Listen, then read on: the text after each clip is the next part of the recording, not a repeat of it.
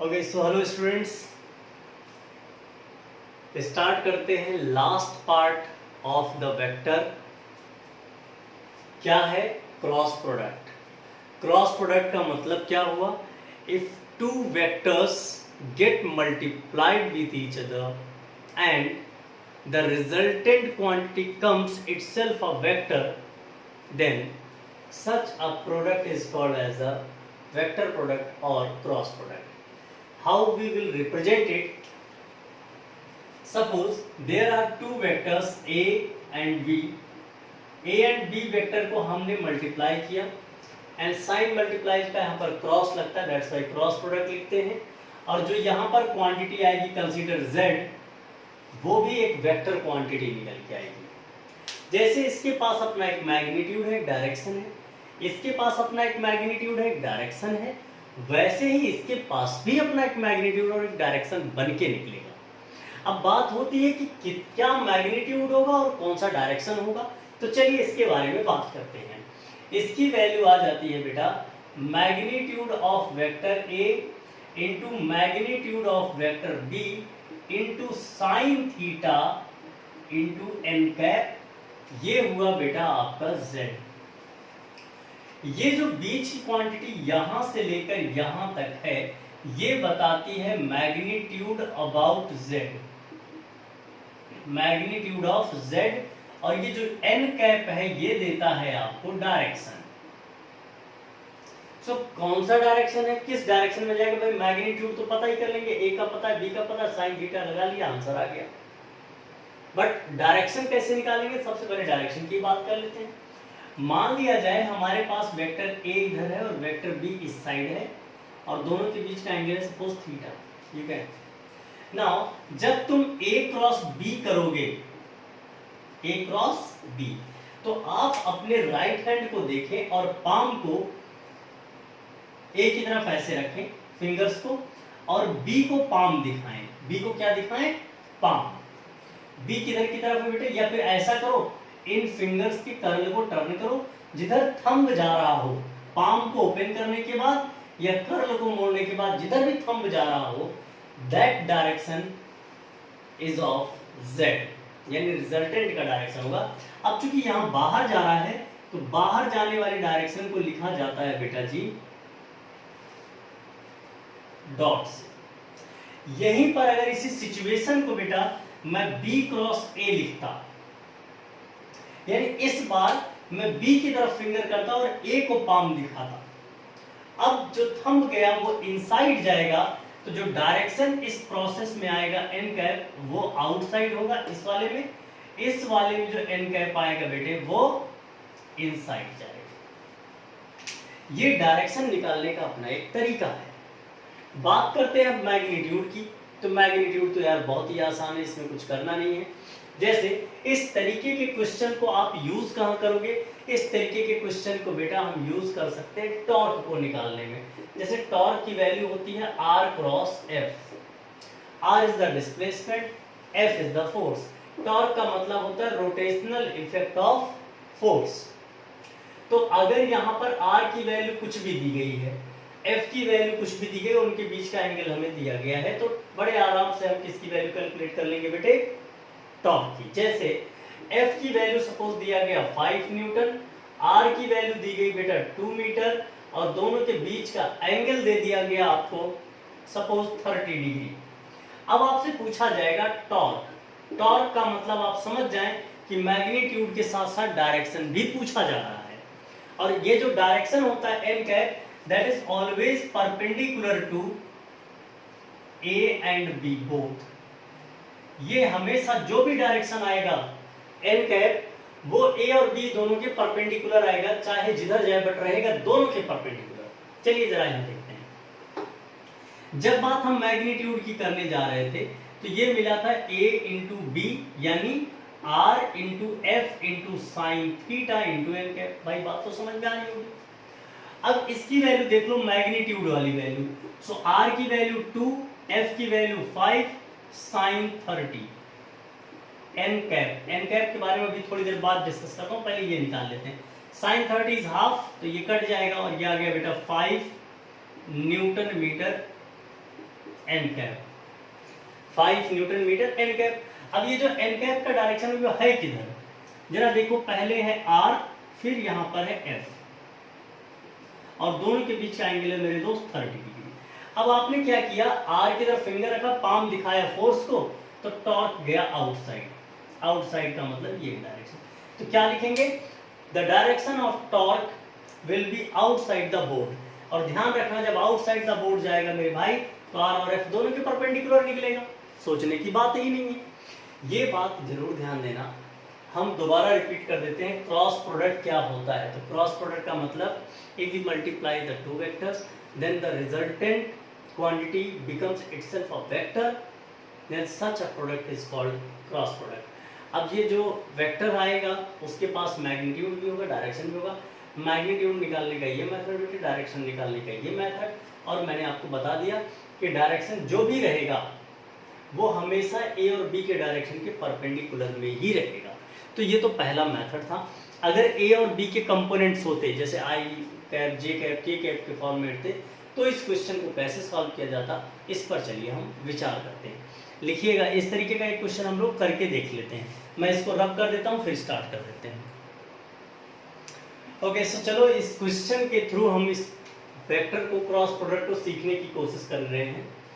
Suppose हमारे पास जो are cap है, आर वेक्टर है, इसकी वैल्यू दी गई है इतना मीटर और फोर्स की वैल्यू दिया गया है इतना न्यूटन। आपसे पूछा जा रहा है टॉर्क। सबसे पहले देखो ध्यान से दोस्त, जैसा दिया गया पहले उस चीज को क्लियरली देख लेते हैं। और ऐसे क्वेश्चन को सॉल्व करने का बड़ा ही आसान तरीका होता है, टॉर्क लिखो और यहाँ पर इस तरीके से बना लीजिए एक डिटरमिनेंट। क्या बन जाएगा बेटा, यहाँ लिखेंगे आई कैप, जे कैप, के कैप, और अब i के साथ क्या क्या है, i के साथ है 2 और i के साथ है 1, j के साथ है 3, j के साथ है 2, k के साथ है -2, फिर है -1। ये जो वैल्यू अब निकल के आएगी, यही वैल्यू कहलाती है वैल्यू ऑफ टॉर्क या वैल्यू ऑफ रिजल्टेंट।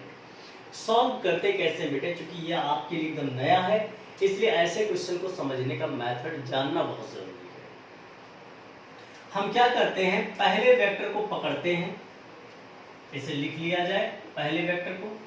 अब बाकी जो पहले वेक्टर की लाइन में आएगा उसको क्लोज कर दें, तो जो बची क्वांटिटी है उनको क्रॉस मल्टीप्लाई करके एक दूसरे से सब्ट्रैक्ट कर लेते हैं।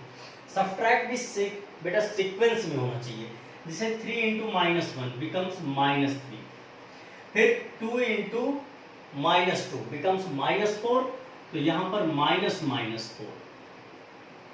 ये आपके पास पहली क्वांटिटी निकल के आई आई कैप। जब बात आप जे कैप की करेंगे, शायद इस तरीके का काम आपने एरिया ऑफ ट्रायंगल में किया हो। जब आप जे कैप की बात करने जाएंगे तो जे कैप वाली लाइन को क्लोज कर देंगे। जे के बाद क्या है, देखो सीक्वेंस मत तोड़ना प्लीज। जे के बाद क्या आता है, के वाली लाइन, तो के वाली लाइन में क्या है, -2 × 1, सो -2, -2 × -1, फिर से -2। देख लेंगे बहुत ध्यान से। फिर बाद में हम के वाले को उठाएंगे, और के को उठाने के बाद जरा चेक कीजिएगा, के वाली लाइन को हॉरिजॉन्टल वर्टिकल दोनों को छोड़ दें। बाकी अब जो बच रहा है, तो 2 × 2 = 4, -3 × 1 = 3। ये दोस्त आपके पास फाइनल आंसर आ जाएगा। माइनस माइनस प्लस यानी सिंपल आई कैप, यहाँ पर ये तो पूरा ही कट गया, तो जे कैप है नहीं इसमें, और प्लस के cap. This is the answer, यानी ये हमारा आंसर हो जाता टॉर्क का, इतना न्यूटन मीटर। अब आप कहोगे सर ये कैसे आया, भाई ये बात आई कैसे, कैसे आपको पता चला कि ये करना है। अगर आप सब इस तरीके से अरेंज करके इसको करेंगे तो समझ में आ जाएगा बेटे, और बड़े आराम से हो जाता है। चलिए जरा इस चीज को भी हम लोग एक बार एक छोटे से डेरिवेशन के थ्रू भी देख लेते हैं कि ये हम डिटरमिनेंट को लाए कैसे और ला सकते कैसे हैं, वो सब बातें भी कर लेते हैं। फिलहाल के लिए मैं आपको इतनी बात, इसमें एक और पॉइंट था वो बता देता हूँ। पहले एक और चीज जो बचा हुआ है, मॉड ऑफ आर। तो मॉड ऑफ आर का मतलब बेटे सभी नंबर के स्क्वायर करो और उनको अंडर रूट के अंदर ले लो, क्या हो जाएगा मेरे दोस्त, 2 का स्क्वायर प्लस 3 का स्क्वायर फिर माइनस 2 का स्क्वायर, ये बन जाएगा बेटा। फिर बेटा जी हम बात कर रहे थे फोर्स की वैल्यू निकालने के लिए, फिर सबका स्क्वायर करके अंडर रूट में ले लो, 1 का स्क्वायर प्लस 2 का स्क्वायर प्लस 1 का स्क्वायर, ये इतना मीटर हो जाएगा, ये इतना न्यूटन हो जाएगा। भाई इसमें कोई हेडेक की बात नहीं है।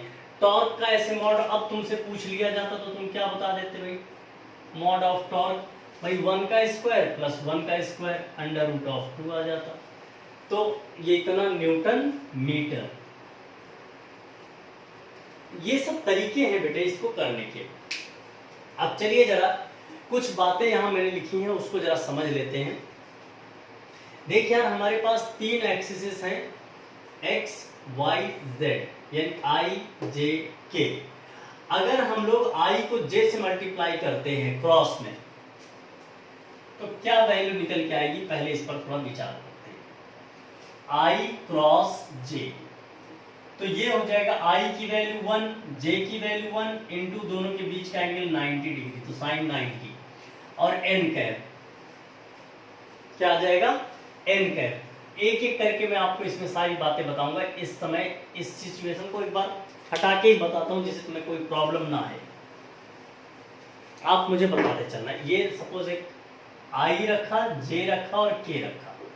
पहले हमने i को j से मल्टीप्लाई किया, तो i को j से मल्टीप्लाई करने के बाद ये तो पूरी वैल्यू आ गई 1 n कैप। अब n कैप का डायरेक्शन क्या होगा भाई, तुमने i को j से मल्टीप्लाई किया है तो i का मतलब x एक्सिस, j का मतलब y एक्सिस, i और यहाँ j मल्टीप्लाई जब करोगे तो ये पाम बाहर, यानी k कैप आएगा वो भी बाहर की तरफ। तो कहने का मतलब i को जब तुम j से मल्टीप्लाई करते हो तुम्हारे पास k कैप आता है। सिमिलरली जब तुम j को k से मल्टीप्लाई करोगे बेटा जी उसी ऑर्डर में, तो आपके पास i कैप आएगा, आप चेक कर लें। सिमिलरली जब तुम k को i से मल्टीप्लाई करोगे तो आपके पास j कैप आएगा। इसका उल्टा अगर हम कर दे तो क्या होगा, j को अगर मैं i से मल्टीप्लाई कर दूंगा तो भी k आएगा, लेकिन साइन रिवर्स हो जाएगा। यानी अगर आप एंटी क्लॉक ना चल के अब आप क्लॉक वाइज अगर चलना स्टार्ट कर दें, यानी लाइक दिस, तो ये वैल्यू जो पहले पॉजिटिव में आ रही थी अब वही वैल्यू निगेटिव में बनती चली जाएगी। यानी k क्रॉस j की value minus i and i cross k की वैल्यू बेटा माइनस j। ये बात ध्यान देना। और फिर मैं अगली बात रिपीट करता हूं, i क्रॉस i की वैल्यू यहां पर क्या होती है, i cross i 0, j cross j 0, k cross k क्या होता है 0। क्यों ऐसा है, क्योंकि दोनों के बीच का एंगल होता है 0 और साइन 0 की वैल्यू भी 0। सो ये 3-4 बातें जो आपको ध्यान में रखनी है, ये हमारे काम आने वाली हैं वेक्टर प्रोडक्ट में। तो ये चीज़ें आप समझ के लिख के चलिएगा, और इस तरीके से हमें पूरे सिस्टम को समझना होता है। इसका छोटा सा आप चाहे डेरिवेशन कहें या डायरेक्ट मैंने आपको इसका फॉर्मूला दे दिया है। डेरिवेशन की वजह से आपको कोई खास नीड है नहीं, बट फिर भी अगर आप चाहोगे तो मैं डायरेक्शन अभी 5 मिनट के लिए एक्स्ट्रा टाइम लेकर इसी वीडियो में बना दे रहा हूँ। लेकिन अगर आप यहाँ तक समझ गए हैं तो आप वीडियो को यहीं पर बंद कर सकते हैं। बट अगर आप इंटरेस्टेड है कि मुझे डेरिवेशन भी देखना है कि ये आया कैसे, तो 5 मिनट आपको और इन्वेस्ट करना पड़ेगा हमारे साथ, और इस पर हम लोग आ जाएंगे। तो चलिए स्टार्ट करते हैं उस डेरिवेशन को। सो ओके स्टूडेंट्स, फाइनली हम लोग उस डेरिवेशन पोर्शन पे आ गए हैं जिसके लिए मैंने आपसे कहा था कि जो क्रॉस प्रोडक्ट होता है उसे डिटरमिनेंट के अंदर कैसे लिखा जाता है, और जो डॉट प्रोडक्ट है उसे normally x1 into x2, y1 into y2, z1 into z2 लेके कैसे हम लोग ऐड कर लेते हैं। सो इसी प्रॉब्लम को सॉल्व करने के लिए अब हम लोग आगे बढ़ने जा रहे हैं। सबसे पहले हम क्रॉस वाले को सॉल्व कर देते हैं क्योंकि इसमें थोड़ी सी डिफिकल्टी होती है, but obviously it is very easy. So a cross b क्या करेंगे दोस्त, सबसे पहले a वाली क्वांटिटी उठाएंगे, b में मल्टीप्लाई करेंगे।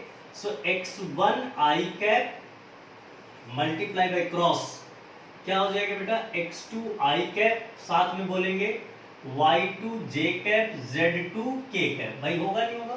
It's very simple.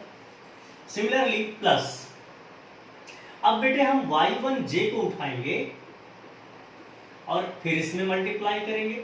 So x2 i cap y2 j cap z2 k cap. भाई देखते चलना, कोई कंफ्यूजन हो तो देख लेना इस चीज को।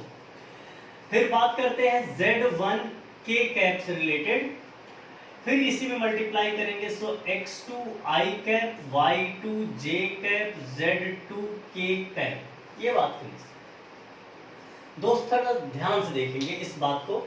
यहां पर जब हम बेटा जी i कैप को i कैप से मल्टीप्लाई करने जाएंगे तो value will be zero. Before few minutes I told you कि i cross into i cross i zero होता है, i क्रॉस j की वैल्यू क्या होती है और i क्रॉस k की वैल्यू क्या होती है। अगर आप कहें तो एक बार आपके लिए मैं दोबारा लिख देता हूं, बट आप अपनी कॉपी को या पेज को एक बार दोबारा चेक करें। आप इससे मल्टीप्लाई करेंगे, रिजल्ट विल बी जीरो।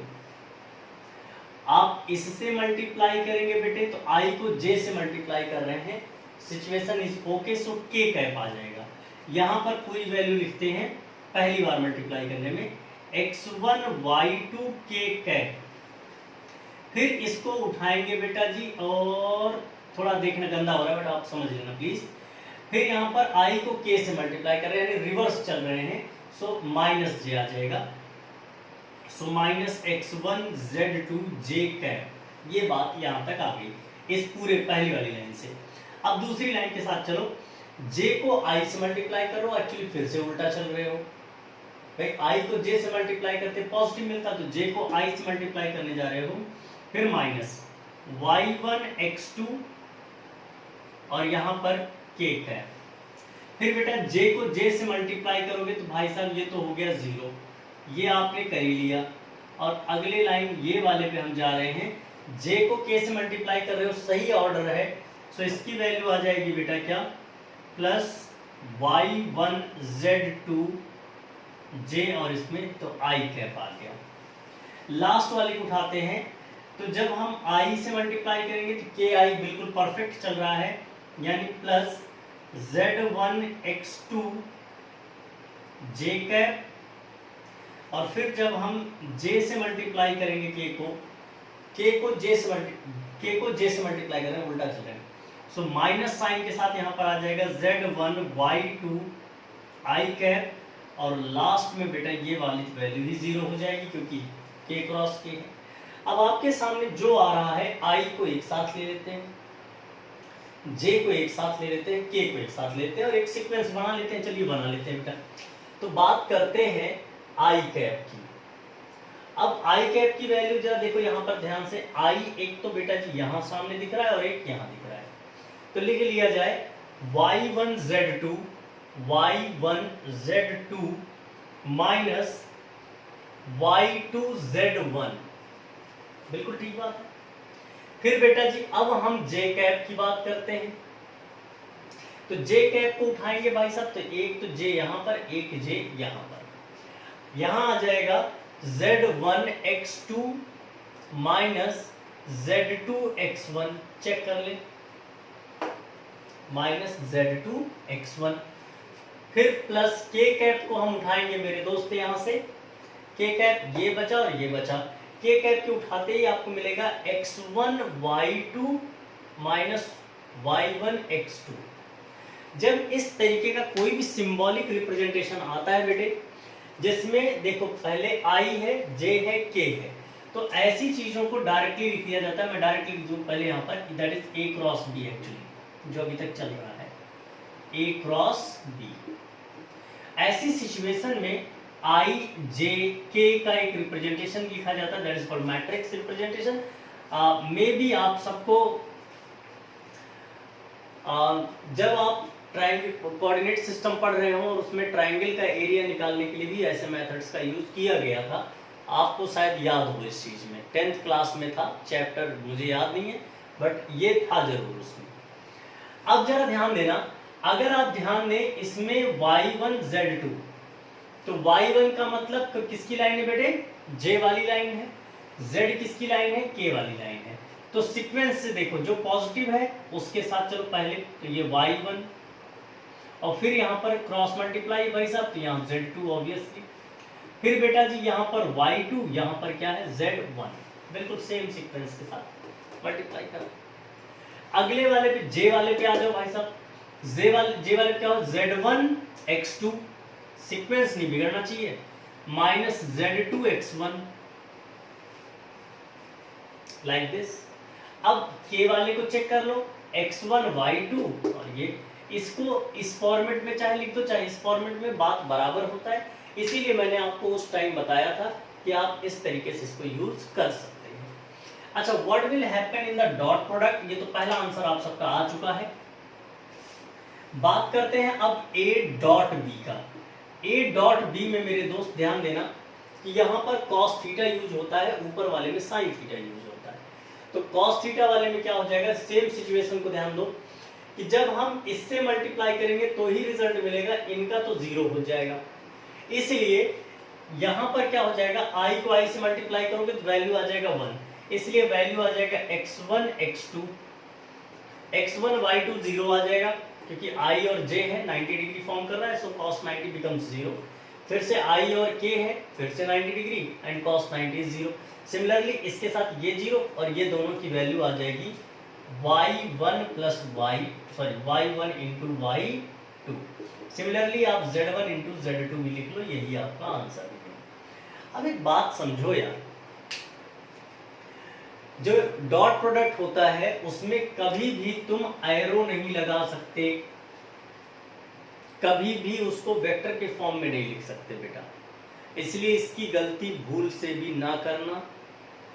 और आप केवल मैग्नीट्यूड देंगे जब आप डॉट प्रोडक्ट लगा रहे होंगे, आप डायरेक्शन के साथ बात करेंगे जब आप क्रॉस प्रोडक्ट चला रहे होंगे।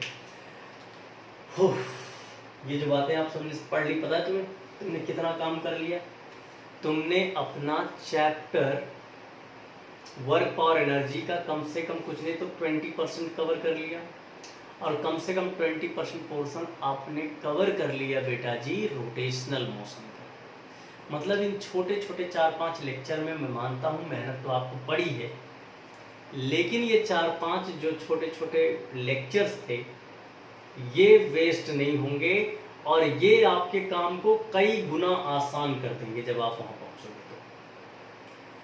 सो फिलहाल के लिए वेक्टर से रिलेटेड इतनी बातें।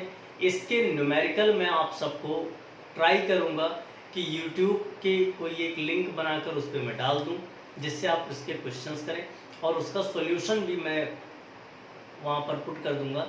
ऐसे क्वेश्चन रखूँगा जो टिपिकली पूछे जाते हैं और जिससे कॉन्सेप्ट भी हमारे क्लियर होते हैं।